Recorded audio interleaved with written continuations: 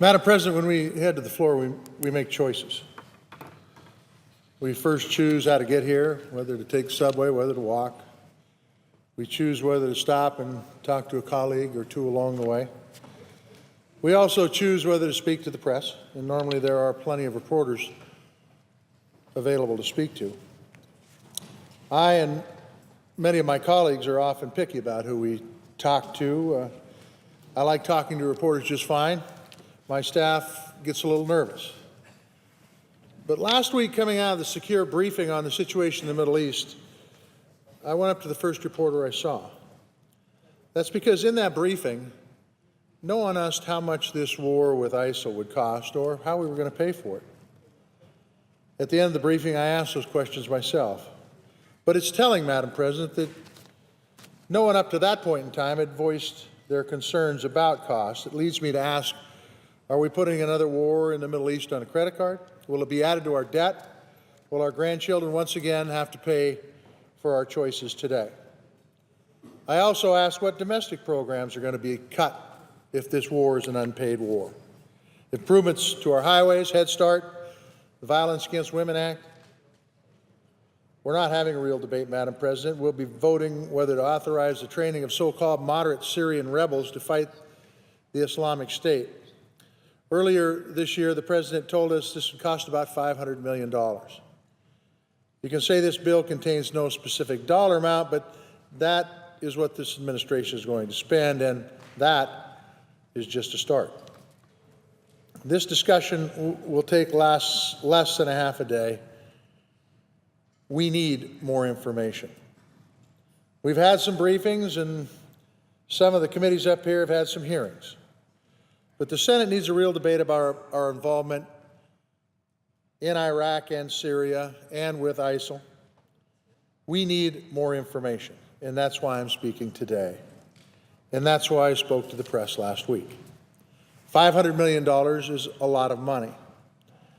Madam President, it would go a long way in a state like Montana, where we need to upgrade our roads or bridges, fund pre-kindergarten education, take care of our public lands. This week, the President also said he'll be spending up to $1 billion to combat the threat of Ebola in West Africa. Now, I'm not going to argue that there's a strong case for supporting these requests. ISIL and Ebola are both terrible in their own rights, and no one would think twice if we wiped them from the face of the earth. But I do have questions about how we pay for these kinds of actions and what our long-term strategy is. The President requested $58 billion for additional defense spending for the 2015 fiscal year. That is spending on top of the $490 billion that is just a part of the normal Defense Department's budget. But the bill we're voting on today puts the defense budget on autopilot. There's no chance to find other places to cut spending. There's no chance to raise revenue so that we don't just put this new spending on the credit card and on the backs of our grandchildren. Folks will say this bill is only for 2 months. They'll say that on December 11th, when this bill expires, we can pursue the defense budget to cut programs that aren't working to pay for this new military action. But we all know that's a heavy lift in a city where it's easier to spend than it is to save, especially when we're already dipping our hands into the pot to fight ISIL and Ebola. Over a decade ago, we sent American service members to Iraq to overthrow Saddam Hussein. Americans lost sons and daughters, husbands and wives. Families made great personal sacrifices. But our government never asked us to sacrifice as a whole. We didn't raise taxes. We didn't cut spending. We didn't set aside money to take care of our veterans who returned from the battlefield with wounds both seen and unseen. As a result, combined with massive tax cuts, our deficit and our debt exploded. Now, $500 million is a far cry from the hundreds of billions of dollars that we spent in Iraq over the last decade. But this is just a start. We must stop putting wars on credit cards. And I wonder if, once we start an overseas conflict, do we know when and where it will stop? Do we know when what our spending will achieve? Madam President, in the last 5 years, we've actually had some progress on the deficit reduction. We've reduced the deficit by 2/3, but all that is at risk with the beginning of a new conflict. We simply have too many unanswered questions. The President says we are backed by a coalition of nations ready to join our fight against ISIL. But will it be a real coalition? Violent extremists or threats to peace-loving societies, no matter where they are. And I agree with the President that we need to contain and destroy ISIL before it gets stronger. But only a real coalition, one that includes strong commitments of money, equipment, and manpower from Middle Eastern, Asian, South American, and European nations, will lead to a long-term stability in that region. These allies should be footing their share of the bill. As I just mentioned, Americans, whether today's taxpayers or tomorrow's, should not shoulder a disproportionate burden of the cost. After all, if countries like Saudi Arabia or Turkey feel the growth of ISIL, they should make real commitments to this warfighting effort. That's what happened during the first Gulf War. In that war, members of the coalition contributed more than 80% of that war's costs.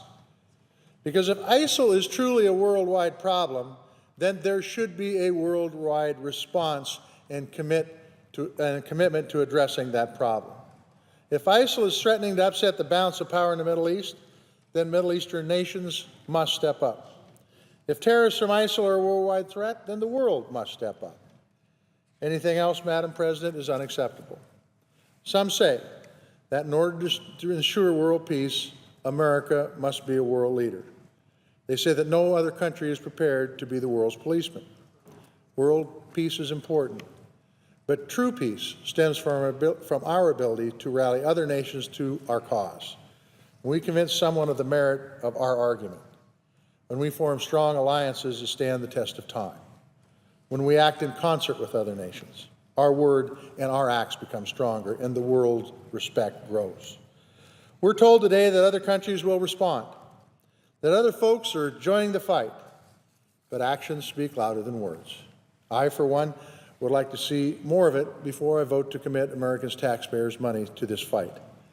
11 years ago, we invaded Iraq without a real coalition. And we built our argument on false pretenses. Moving forward, we must have a real debate, a sound strategy, and an end game. Madam President, this body is historically the world's greatest deliberative body. It was here that men like Daniel Webster and Henry Clay deliberated. We're not having that kind of debate today. We're not gathering more information. There were committee hearings this week, but the die is cast. The wheels are in motion. As we say in Montana, the horse is out of the barn, the cows are out to pasture. There are 1,600 American troops in Iraq right now who deserve a real debate. Many of them have husbands, wives, children, families.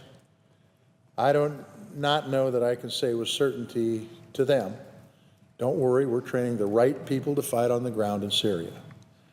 And if America is wrong about who we train and who we arm in Syria, my fear is that these 1,600 service members will be joined again by tens of thousands more.